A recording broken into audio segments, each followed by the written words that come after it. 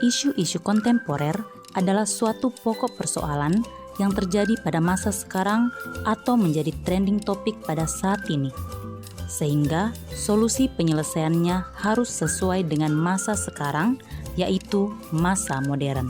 Secara umum, terdapat 3 kelompok isu kontemporer, yaitu yang pertama, current issue. Isu saat ini atau current issue merupakan kelompok isu yang mendapatkan perhatian dan sorotan publik secara luas dan memerlukan penanganan sesegera mungkin dari pengambil keputusan. 2. Emerging issue. Isu berkembang merupakan isu yang perlahan-lahan masuk dan menyebar di ruang publik dan publik mulai menyadari adanya isu tersebut. Dan yang ketiga, isu potensial. Kelompok isu yang belum nampak di ruang publik namun dapat terindikasi dan beberapa instrumen seperti sosial, penelitian ilmiah, analisis intelijen, dan sebagainya yang mengidentifikasi adanya kemungkinan merebaknya isu dimaksud di masa depan. Di zaman sekarang ini, terdapat begitu banyak isu kontemporer yang terjadi. Secara umum, isu-isu kontemporer dalam kehidupan nasional maupun internasional terdiri atas isu korupsi, terorisme, narkoba, money laundry, dan proxy war. Adapun dalam bidang kedokteran hewan sendiri, terdapat kasus penyebaran wabah penyakit yang menjadi isu kontemporer yang mendapatkan perhatian dan sorotan publik secara luas, serta memerlukan penanganan sesegera mungkin dari pengambil keputusan. Sehingga kasus penyakit tersebut dalam dunia peternakan masuk di dalam current issue atau isu saat ini.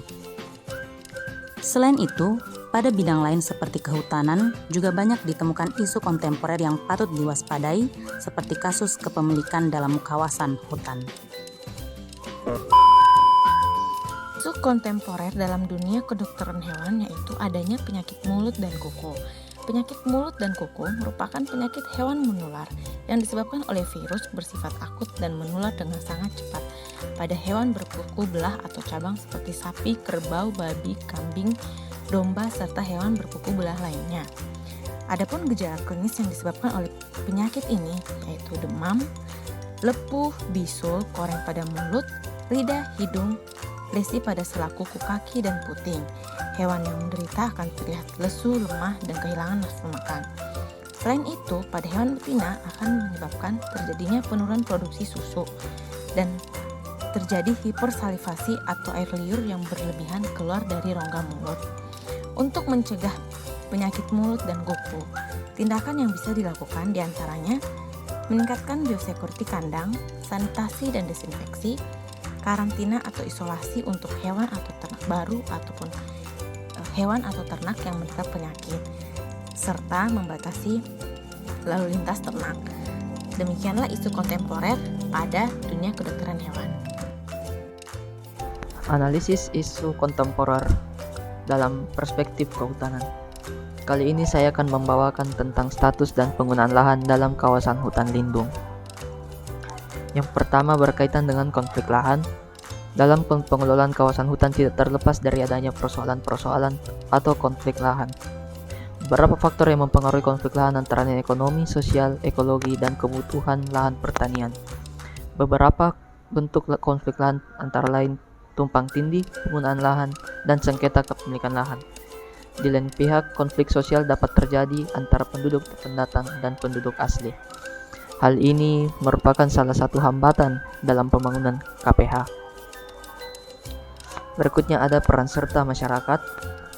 Peran serta masyarakat juga sangat penting dalam rancangan dan implementasi pembangunan KPH.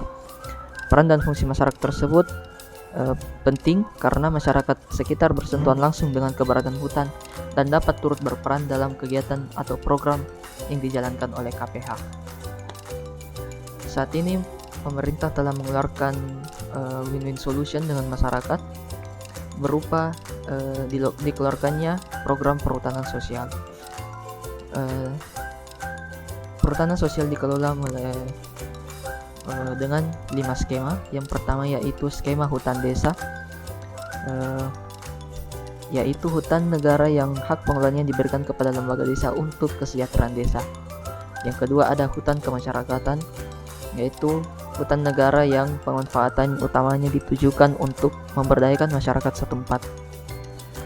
Berikutnya ada hutan tanaman rakyat, adalah hutan tanaman pada hutan produksi yang dibangun oleh kelompok masyarakat untuk meningkatkan potensi dan kualitas hutan produksi dengan menerapkan silvikultur dalam rangka menjamin kelestarian sumber daya hutan.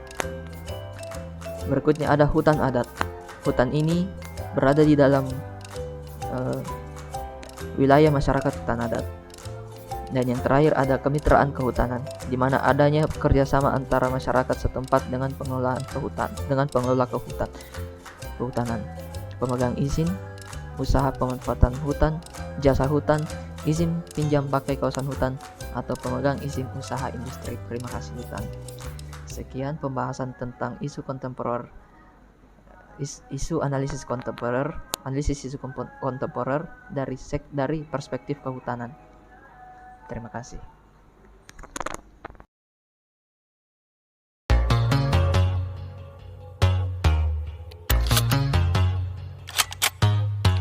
Jadwal masuk kerja adalah pukul 8, sementara kita masih belum berangkat.